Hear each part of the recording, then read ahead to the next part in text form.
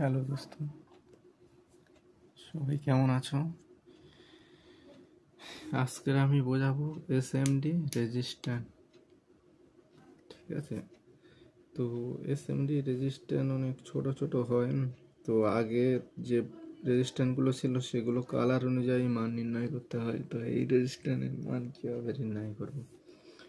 তো তার আগে বলে দিই, রেজিস্ট্যান্ট হলো রোধ। রোধ মানে যেখানে ভোল্টেজ হয়তো 48 ভোল্ট আছে, 48 ভোল্ট থেকে আমার 12 ভোল্ট লাগবে, সেটা রেজিস্ট্যান্সের মাধ্যমে কম করে 12 ভোল্ট আনা হয়। আবার কোনো জায়গায় হয়তো এসি লাইন আছে, 3 ভোল্ট পুরবো, তো সেখানে রেজিস্ট্যান্সের মাধ্যমে ভোল্টেজ কমিয়ে 3 ভোল্ট আনা হয়। এইভাবে রেজিস্ট্যান্স কাজ করে, যেখানে যেমন ভোল্টেজ প্রয়োজন সেইভাবে সেরকম রেজিস্ট্যান্স কাজে লাগে। তো এখন আমরা যেটা এসএমডি রেজিস্ট্যান্সের নিয়ে কথা বলছি, তাই এসএমডি রেজিস্ট্যান্স অনেক নাম্বার হয়। তো রেজিস্ট্যান্সের সেখানে 6, 8, 3 এরকম হয়তো একটা নাম্বার সাপোজ আছে। তো এটা আমার রেজিস্ট্যান্স মান আমি কীভাবে নির্ণয় করব, তাই না? আগে তো কালার থাকে, এটা কিভাবে নির্ণয় করব সেটা আমি বোঝাবো। তো 68, এখানে দেখতে হবে আমার লাস্ট কি আছে। এখানে 3 আছে, তাই আমার 68-র পরে 3টে শূন্য বসিয়ে নেব।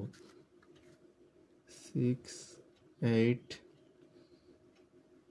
1, 2, 3, 3টে শূন্য বসানোর পরে এটাকে 1000 দিয়ে ভাগ করে নেব।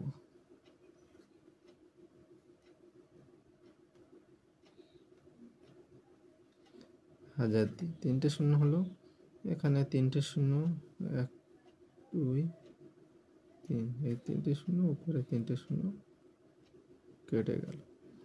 তাহলে 68 এটা কি থেকে পরিণত হলো? তাহলে কি হলো? 68 কে।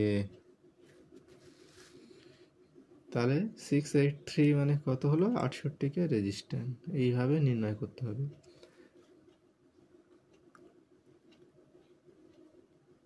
1, 0, 2 এরকম যদি লেখা থাকে তাহলে এটা কি ধরবো?